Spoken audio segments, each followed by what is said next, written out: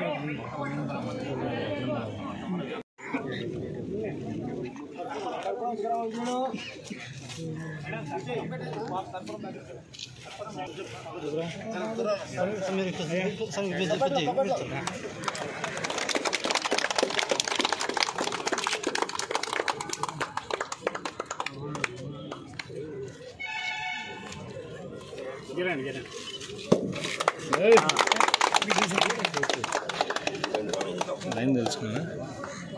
అది నాయన ఇప్పుడు వాళ్ళ నాయన పోలీసు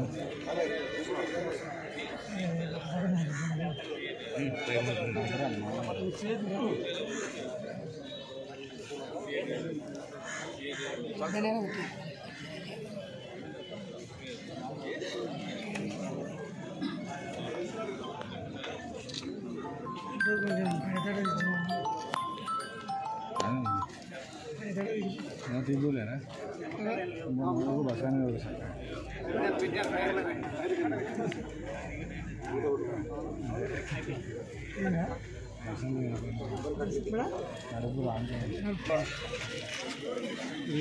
రైట్ సార్ రైట్ వదిలి ఇక్కడ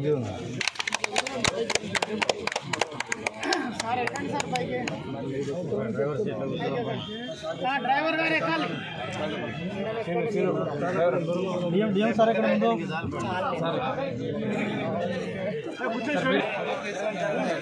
జెండా జెండా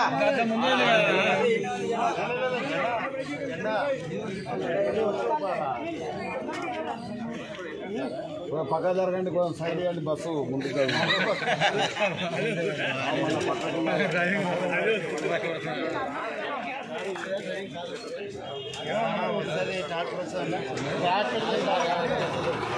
సైడ్ రండి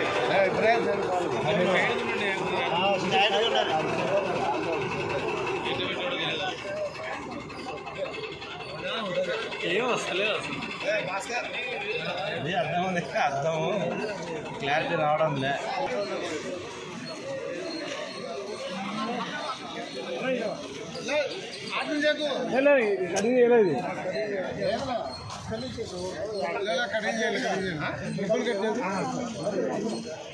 సార్ మొత్తం స్టాప్ అవుతాయి మొత్తం లైన్ ఉన్నాను సార్ అందరు మేడం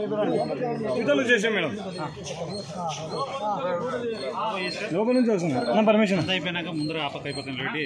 అది తీసా లాస్ట్ ఫోటో అన్న ఒక నిమిషం ఉన్నాను అది 4 కెమెరాలు పెట్టి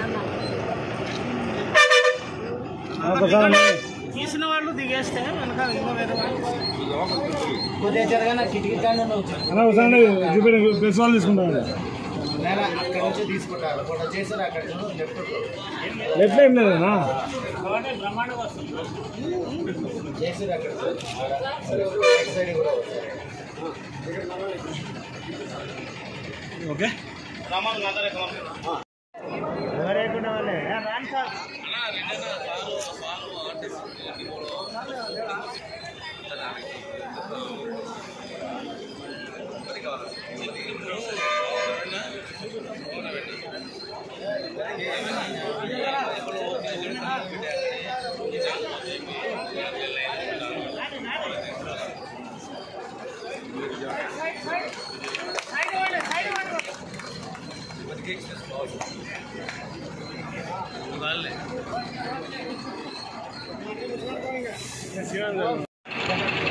మామ తీసుకున్నాడు 15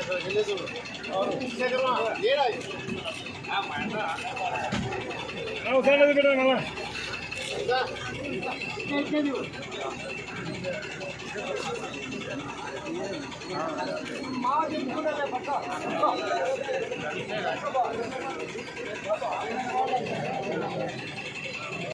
ముఖ్యమంత్రిగా ఉన్నప్పుడు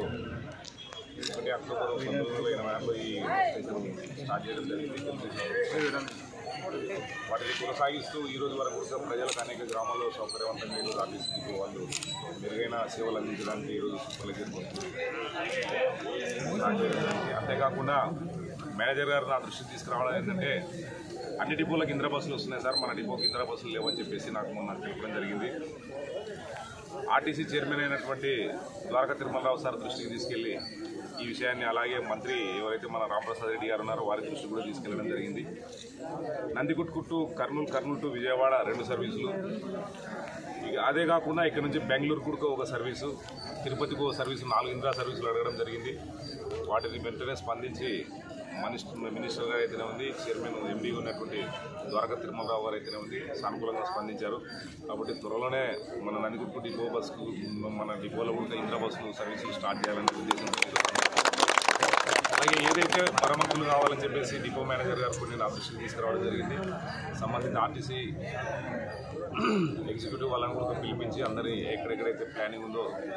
కొంత వాస్తు బలం కూడా మన డిపో తక్కువ ఉన్నట్లుంది, ఆ వాస్తును సరిచేసే విధంగా కూడా కొన్ని చర్యలు చేపట్టాలని చెప్పేసి డిపో మేనేజర్ గారు నా దృష్టికి తీసుకురావడం జరిగింది. వెంటనే ప్రణాళికలు తయారు చేయించి ప్రభుత్వం దృష్టికి తీసుకెళ్లి మంజూరు చేయించుకొచ్చి పనులు ప్రారంభించే దిశగా కృషి చేస్తామని చెప్పేసి సెలవు తీసుకుంటాం.